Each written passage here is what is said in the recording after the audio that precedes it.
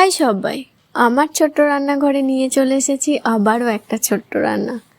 এটা তোমাদের সকলের প্রিয় পাস্তা। আমি জানি তোমাদের সকলের প্রিয়।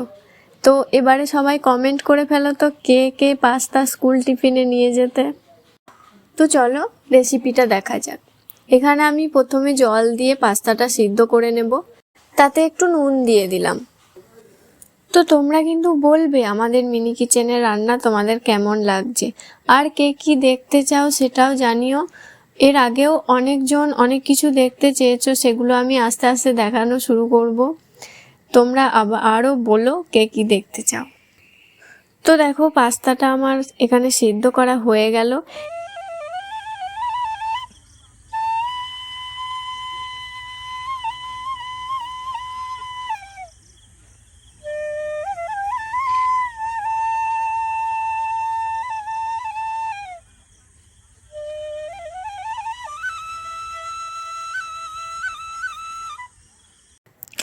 এবার আমি কড়াই বসিয়ে দিয়েছি, তাতে তেল দিয়ে দিলাম। তারপর আমি পেঁয়াজ, টমেটো, লঙ্কা এগুলো কেটে রেখেছিলাম আগেই, সেগুলো আমি দিয়ে দেব। সেগুলোকে অল্প ভাজা ভাজা করতে থাকবো।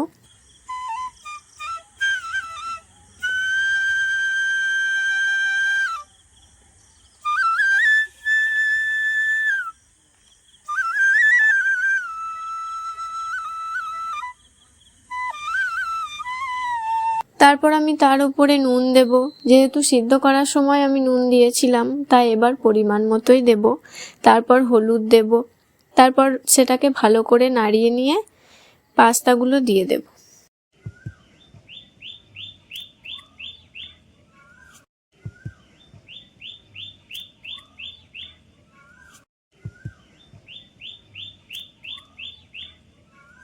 দেখো ওগুলো আমার লাল করে ভাজা হয়ে গেছে। এবার আমি পাস্তাগুলো দিয়ে দিলাম।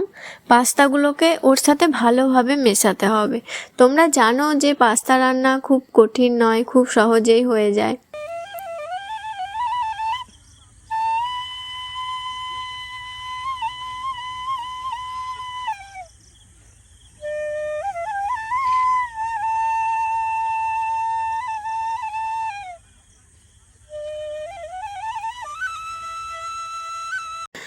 তো দেখো আমার পাস্তা কমপ্লিট। এবার আমি তুলে নিলাম। তো তোমাদের এই ছোট্ট রেসিপিটা কেমন লাগলো জানিও, আর ভালো লাগলে লাইক করবে আর আমার চ্যানেলটা সাবস্ক্রাইব করবে। তোমরা পাশে থেকো। আবারও আসছি একটা নতুন ভিডিও নিয়ে।